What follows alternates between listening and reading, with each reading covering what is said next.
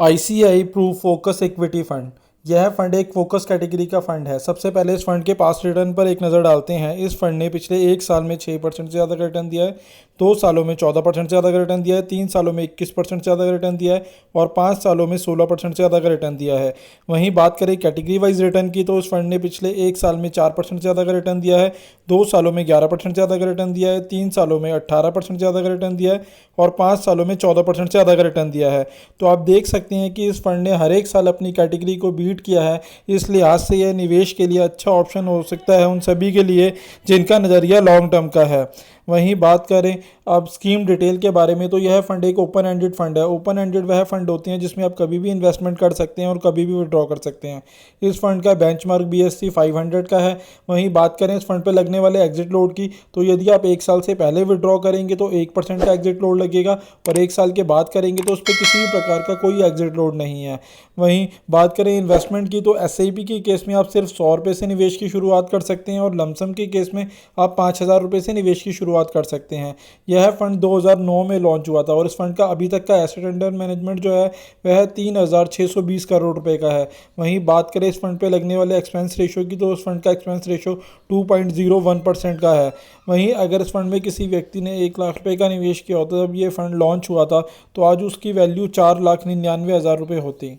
बात करें fund manager की, तो यह फंड 3 फंड मैनेजर के द्वारा मैनेज किया जाता है। पहले हैं मिस्टर शंकरन, मिस्टर वैभव और शर्मिला के द्वारा यह फंड मैनेज किया जाता है। वहीं बात करें टॉप 5 सेक्टर एलोकेशन की, तो उसके अंदर बैंक्स प्राइवेट के अंदर 18.97% का इन्वेस्टमेंट है, ऑटो में 13.32% का इन्वेस्टमेंट है, IT में 11.13% का इन्वेस्टमेंट है, NBFC में 6.92% का इन्वेस्टमेंट है, सर्विसेज के अंदर 6.21% का इन्वेस्टमेंट है। वहीं बात करें टॉप 5 कंपनी एलोकेशन की, तो इसके अंदर ICI बैंक के अंदर 8.85% का इन्वेस्टमेंट है, HDFC बैंक में 6.27% का इन्वेस्टमेंट है, सन फार्मास्यूटिकल में 5.31% का इन्वेस्टमेंट है और भारतीय एयरटेल के अंदर 5.20% का इन्वेस्टमेंट है और HCL के अंदर 5.17% का इन्वेस्टमेंट है। वहीं बात करें ओवरऑल इन्वेस्टमेंट की, तो इसके अंदर सबसे ज़्यादा लार्ज कैप के अंदर इन्वेस्टमेंट किया गया है। लार्ज कैप के अंदर 82.59% का इन्वेस्टमेंट है, वहीं मिड कैप के अंदर 13.33% का इन्वेस्टमेंट है और स्मॉल कैप के अंदर 3.64% का इन्वेस्टमेंट है। तो यह फंड उन सभी के लिए सूटेबल रहेगा जिनका नज़रिया लॉन्ग टर्म का है। पर इस फंड में इन्वेस्टमेंट की अगर आप सोच रहे हैं तो इन्वेस्टमेंट से पहले एक बार अपने फाइनेंशियल एडवाइज़र से सलाह ज़रूर ले लें। साथ ही साथ SBI फोकस इक्विटी फंड। सबसे पहले इस फंड के पास्ट रिटर्न पर एक नज़र डालते हैं। इस फंड ने पिछले एक साल में 1% से ज़्यादा का रिटर्न दिया है, 2 सालों में 11% से ज़्यादा का रिटर्न दिया है, 3 सालों में 18% से ज़्यादा का रिटर्न दिया है और 5 सालों में 15% से ज़्यादा का रिटर्न दिया है। वहीं बात करें कैटेगरी वाइज रिटर्न की, तो इस फंड ने पिछले एक साल में 3% से ज़्यादा का रिटर्न दिया है, 2 सालों में 10% से ज़्यादा का रिटर्न दिया है और 3 सालों में 18% से ज़्यादा का रिटर्न दिया है और 5 सालों के अंदर 14% से ज़्यादा का रिटर्न दिया है। तो आप देख सकते हैं कि इस फंड ने ज़्यादातर टाइम अपनी कैटेगरी को बीट किया है। इस लिहाज से ये निवेश का अच्छा ऑप्शन हो सकता है उन सभी के लिए जिनका नज़रिया लॉन्ग टर्म का है। अब बात करते हैं स्कीम डिटेल के बारे में। यह फंड फोकस कैटेगरी का फंड है। यह फंड एक ओपन एंडेड फंड है। ओपन एंडेड वह फंड होते हैं जिसमें आप कभी भी इन्वेस्टमेंट कर सकते हैं और कभी भी विड्रॉ कर सकते हैं। इस फंड का बेंचमार्क BSE 500 का है। वहीं बात करें इस फंड पे लगने वाले एग्जिट लोड की, तो यदि आप एक साल से पहले विड्रॉ करते हैं तो उसके अंदर 1% का एग्जिट लोड लगेगा और यदि आप एक साल के बाद विड्रॉ करते हैं तो उसमें किसी प्रकार का कोई एग्जिट लोड नहीं। वहीं बात करें इन्वेस्टमेंट की, तो SIP के केस में आप सिर्फ 500 रुपये से निवेश की शुरुआत कर सकते हैं और लमसम के केस में आप 5,000 रुपये से अपने निवेश की शुरुआत कर सकते हैं।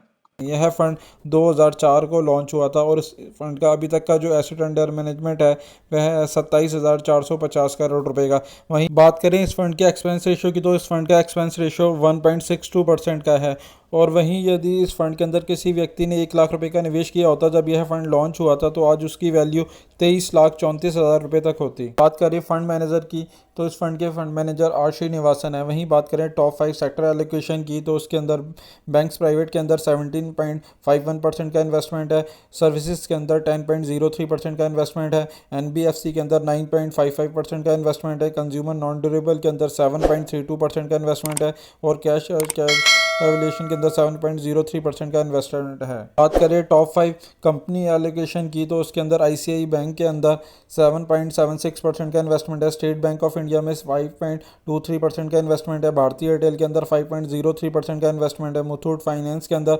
4.94% का इन्वेस्टमेंट है और डीवी लिबर्टी के अंदर 4.89% का इन्वेस्टमेंट है।